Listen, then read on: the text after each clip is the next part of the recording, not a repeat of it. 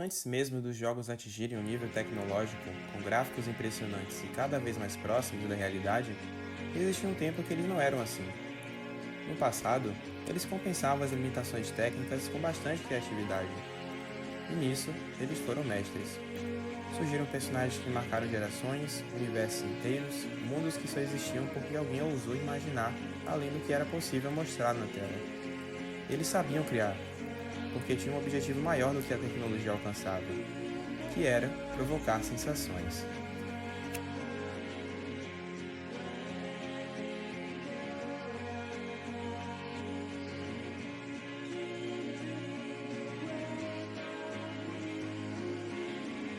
Se tem uma coisa que define a experiência com videogames, sem dúvidas, são os sentimentos vividos em tela.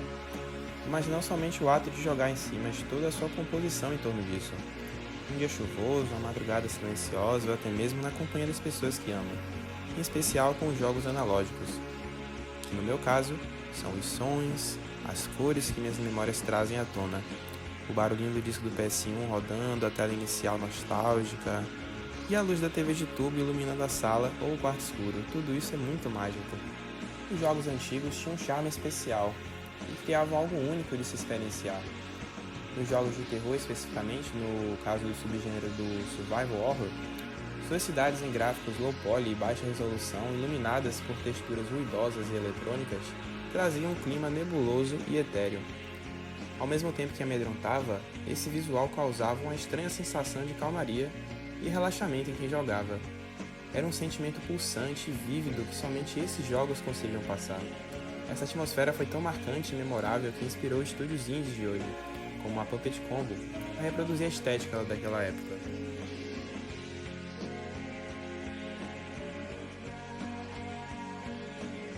Mas nem só no terror esse charme existia. Nos jogos de corrida e plataforma, as cores saturadas e vibrantes traziam um certo ar de acolhimento.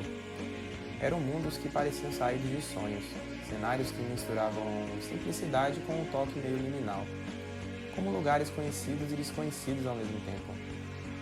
Esses ambientes, apesar de extremamente vazios, carregavam uma sensação de conforto.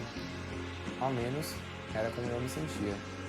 Era como se cada fase, cada pista, cada céu pintado em tons artificiais tivesse uma forma própria de nos abraçar. Mas, independente do gênero, uma coisa é certa, esses jogos eles conseguiam nos tocar de uma forma bastante única.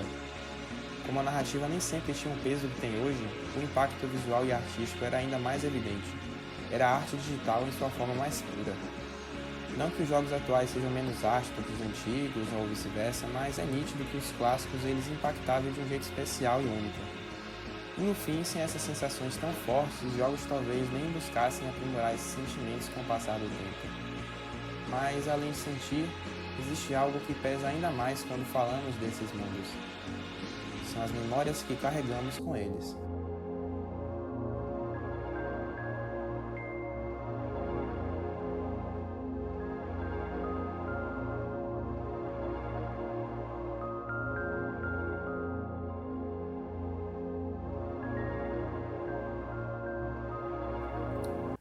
Ah, as lembranças.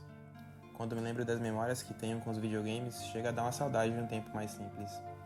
Você chegava da escola, almoçava e ia direto jogar. Sentado na sala ou no quarto, você se divertia por horas e nem via o tempo passar. O cheiro da comida da minha mãe, a alfazema depois do banho, o ventilador ligado em cima de mim enquanto eu segurava o controle, o quarto escuro. São esses pequenos detalhes que fazem eu lembrar dessas memórias com tanto carinho. Meu primeiro videogame foi o Nintendo 64. Na verdade ele era do meu pai, mas foi com ele que eu conhecia a magia dos jogos digitais.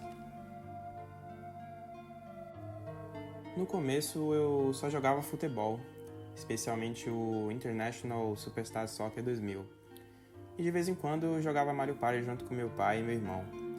E esses momentos não eram só brincadeira, eram encontros, risadas, cumplicidade, eram pequenas memórias se formando sem que eu percebesse. E é claro que nem sempre eram só momentos tranquilos, às vezes tinham as brigas também, principalmente com meu irmão. No Mario Party tinha aquela mecânica de roubar moedas e estrelas dos outros jogadores, e isso sempre dava confusão. Meu pai tentava colocar ordem dizendo que a gente precisava se unir contra a CPU e tal, mas, via de regra, meu irmão sempre ignorava completamente esse acordo, só pra me provocar, e ele conseguia.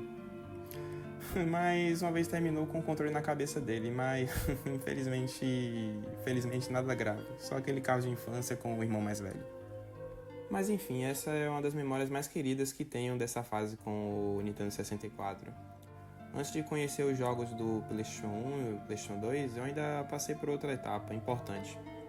Os joguinhos de navegador em flash, aqueles games simples que imitavam o Sonic ou Mario no famoso Clique Jogos, onde eu passava horas me divertindo sem perceber. Também eu experimentei alguns Famiclones do Nintendinho, ainda que por pouco tempo. Foi neles que eu conheci alguns clássicos como Adventure Island e o jogo do Popeye. E outros jogos também, mesmo que simples, eles ajudaram a moldar minha relação com os videogames. Mas onde eu realmente, entre aspas, passei de fase, literalmente foi quando eu tive um PlayStation. Ali eu conheci jogos mais adultos, mais sérios, deixaram de ser apenas futebol ou aventuras leves. Foi com ele que senti medo pela primeira vez jogando, mas como sempre, a curiosidade falou mais alto. E esse momento veio, com Resident Evil 3 Nemesis. Confesso que meu primeiro contato com esse jogo nem foi jogando de fato, e sim observando. Durante uma viagem de veraneio família, eu vi meu primo jogando na sala da casa de praia. Nunca vou me esquecer do momento em que o Nemesis aparece e mata o Brad. Aquilo me horrorizou, eu era só uma criança, mas ao mesmo tempo me deixou completamente fascinado. Quando finalmente surgiu a oportunidade de jogar de verdade, agora com meu próprio PlayStation 1, eu não pensei duas vezes. Apertei o play no controle e me transportei de vez para Raccoon City em low poly. Jill! Brad! We've got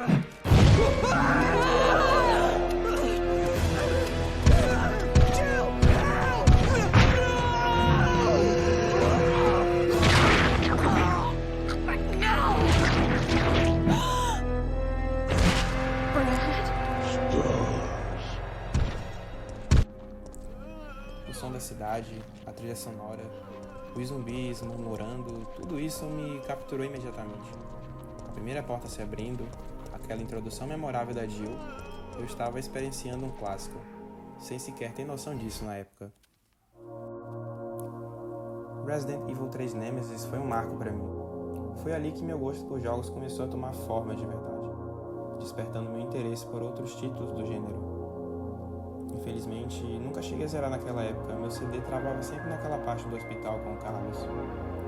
Então acabei migrando para Dino Crisis 2, outro jogão da Capcom. Mesmo sendo parecidos, cada um tinha sua própria vibração. Mas não foram só os jogos de terror que me marcaram nesse período. Spider-Man 2, Enter Electro, foi um deles. Um jogaço do Miranha no PS1, com aquelas cores cartunescas que nunca saíram da minha memória. A identidade visual dele e as cores saturadas eram algo que me marcou profundamente. Teve também o Medal of Honor Underground, com seu clima de filme de ação da sessão da tarde, e também o 007, The World's Not Enough, também deixaram uma marca profunda em mim. Esses dois últimos foram, acho que, os primeiros FPS que eu tinha jogado na vida. Depois disso, o meu PS1 acabou dando pau no leitor e eu não pude jogar mais. Porque eu não sabia que eu estava prestes a conhecer um outro console ainda mais lendário. E depois de alguns anos sem jogar, acabei conhecendo ele, o que para muitos é o console mais lendário de todos os tempos, o PlayStation 2. Se o PS1 tinha despertado a minha curiosidade, o PS2 aprofundou isso de um jeito quase definitivo. Foi aqui que meu amor por videogame realmente tomou forma. Conheci uma franquia que levo comigo até hoje, e que pelo menos uma vez por ano eu a revisito. Ela se chama God of War. Mas antes de entrar nela, preciso voltar um pouco e falar dos meus primeiros contatos com o PS2. Quando o console chegou, eu fiquei simplesmente louco. Fui correndo testar todos os jogos que vieram com ele, mas um em especial marcou logo de cara, Van Helsing. Era a adaptação do filme, algo muito comum naquela época. Se o filme fazia sucesso, podia apostar que viraria jogo. E como eu já era fã do filme, quando coloquei o disco e vi aqueles cenários sombrios da Transilvânia, fria e gótica, fiquei vidrado por dias. Assistir ao filme já era incrível, mas viver aquele mundo, mesmo com gráficos da época, era ainda melhor. Claro, que também não poderia esquecer do clássico futebol do PS2, com o PES em suas versões modificadas, contendo o Campeonato Brasileiro, ou então o famoso Bomba Patch, o 100% atualizado e ruim de aturar. E assim como na época do Nintendo 64, não foi diferente. Eu ainda continuava dividindo a paixão do futebol nos games com o meu pai. Mas enfim, agora chegou a hora de falar dele, a saga do Fantasma de Esparta, que marcou uma geração inteira. Conheci God of War através de um grande amigo. Ele até me deu o CD do God of War 2, porém estava arranhado e eu não conseguia progredir, ficando preso no início. Mas isso foi bom, porque depois eu fui atrás do primeiro jogo e consegui jogar na ordem certa. Tudo mudou quando a cena inicial do navio com Kratos enfrentando a Hydra. Aquilo foi espetacular para meus olhos. Eu estava diante de um épico de aventura, brutal e altamente cinematográfico. Nunca tinha visto nada igual. Percebi ali o potencial do que um videogame poderia ser. E o terror também não tinha ficado de lado. Conheci o clássico Resident Evil 4. Talvez o favorito de muita gente e também foi a porta de entrada para muitas pessoas também. Embora não tenha sido o meu caso, mas o jogo era um absurdo. A ação de terror da mais alta qualidade e uma atmosfera única, que mesmo com o remake não conseguiu replicar a vibe, pois isso é impossível com a visão que as produtoras têm hoje em dia. Foi também com esse console que eu conheci a saga Silent Hill. Embora não tenha sido com os clássicos 1, 2 ou 3, foi na verdade com uma prequel, o Silent Hill Origins, pois diferente de Resident Evil, o que você sempre controla um policial ou agente, aqui você controla uma pessoa comum, lidando com monstros, traumas e arrependimentos. Foi aí que eu vi um outro lado dos jogos de terror, o seu terror psicológico, aquele que afeta sua mente e arrepia até a sua alma. Mas enfim, com todas essas lembranças dos jogos que me marcaram nessa época, percebo que nunca foi só sobre os jogos em si. Foi sobre como cada uma dessas obras ajudou a moldar quem eu sou.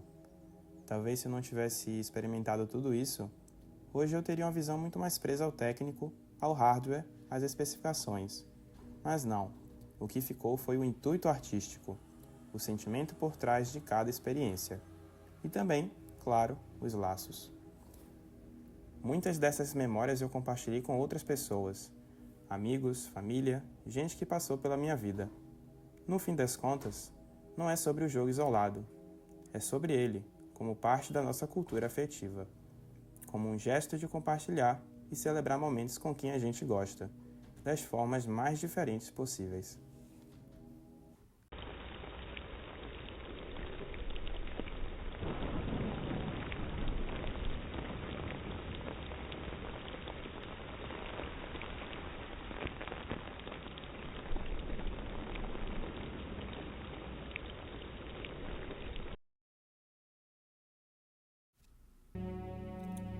Se tem uma coisa que eu parei para pensar sobre todos esses games dessa época, é o quanto eles foram importantes para moldar os meus gostos e até mesmo a minha própria personalidade.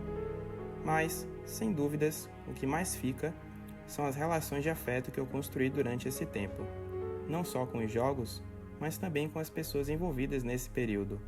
Seja de forma direta ou indireta, eu já tinha citado meu pai e meu irmão, quando jogávamos Mario Party no Nintendo 64. Mas minha mãe também foi uma influência muito importante na minha relação com os jogos. Embora ela não jogasse comigo, sempre gostava de me observar. E quando percebia que eu estava com dificuldade numa fase, ou tentando resolver algum quebra-cabeça, ela prontamente vinha me ajudar, com ideias e dicas, e com inglês também, já que naquela geração praticamente não existiam jogos traduzidos, o que deixava tudo ainda mais complicado.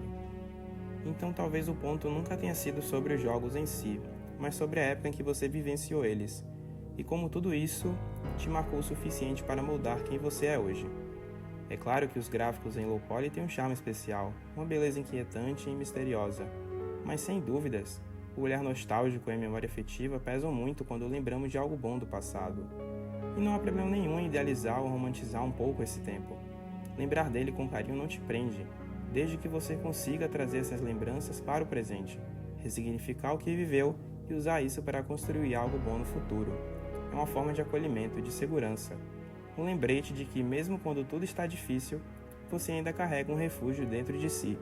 Aquele quarto escuro, a TV de tubo iluminando o silêncio e você, criança, novamente, vivendo mundos maravilhosos.